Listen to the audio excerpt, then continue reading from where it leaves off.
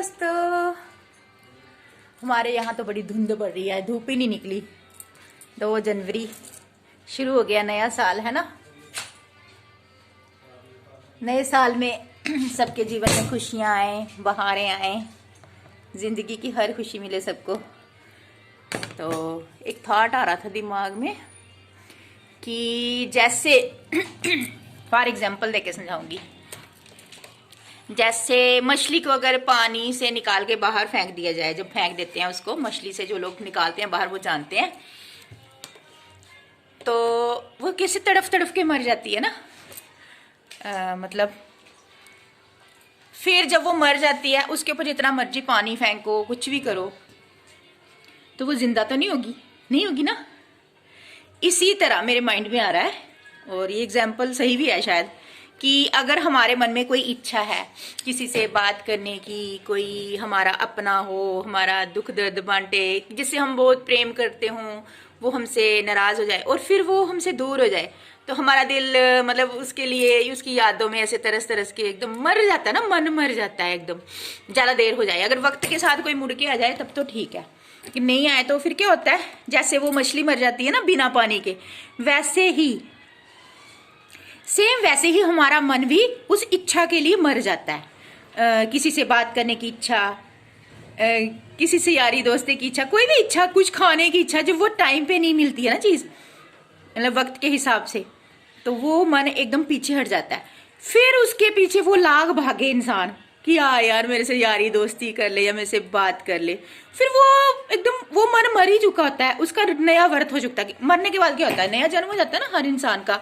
जब वो मछली मर जाती होगी तो उसका भी तो कहीं नया जन्म हो जाता होगा। वैसे ही हमारा मन की मछली जो होती है ना, जब इसको किसी चीज की इच्छा होती है और वो वक्त से नहीं मिलती है, तो ये मन भी मर जाता है। और अच्छी बात है, मर जाता है ना, क्योंकि इस मन को जो मिलता रहे ना, उसके लिए ज्यादा और उसमें डूबता जाता है। तो ईश्वर जो चीजें हमारे मन की मिटाना चाहता है वो मिटा ही देता है ना। तो किसी से प्रेम की चाह, किसी से मान सम्मान की चाह, किसी से बातें करने की चाह, इस तरह की इच्छाएं हमारी मिटी जाए तो अच्छी बात है। तो अब तो मेरा मन ऐसा हो चुका है कि किसी से संसार में कोई इच्छा ही नहीं रही, ऐसे मिटी इतना अकेलापन जिंदगी में। बचपन मुझे अकेले रहने की आदत है, वैसे मुझे अकेलापन ज्यादा अच्छा लगता है। मैं ज्यादा भीड़ भड़के में पसंद नहीं करती, मुझे बहुत एकांत प्रिय मतलब हूँ, मैं बहुत ज्यादा एकांत प्रिय हूँ। बचपन में मैं अकेले रहना ज्यादा पसंद करती थी, जहाँ ज्यादा ग्रुप हो वहां नहीं खड़े होना, भीड़ भाड़ में नहीं जाना, मेले में जाना भी तो अलग अलग रहना वहां पे। मतलब अगर ग्रुप में भी रहूँ ना कहीं भीड़ भड़के में, तो वहां भी थोड़ा अलग ही रहती हूँ, मेरा मन ही नहीं करता ऐसे ज्यादा भीड़ भड़के में। पर एकांत मुझे बड़ा प्रिय है। लेकिन कोई हर इंसान की लाइफ में ऐसा होता है जिससे हम दिल की बात करते हैं। एक दो इंसान तो हर इंसान की लाइफ में होता ही है। तो मेरे पति थे, उन्होंने भी ऐसे ही मतलब इग्नोर कर करके मन की मछली मर गई फिर। तो बस अब जिंदगी में इतना एकांत प्यारा हो गया मुझे, और जिम्मेदारियों ने इतना अकेले जिम्मेवारियां जब सिर पे आई, तो जब हर काम अपना घर का खुद करना है, बाहर का खुद करना है, तो किसी से क्या इच्छा, एक उस रब से इच्छा। और राधे कृष्णा बैठे देखो, वो मेरे प्रेमी, मेरे सब कुछ।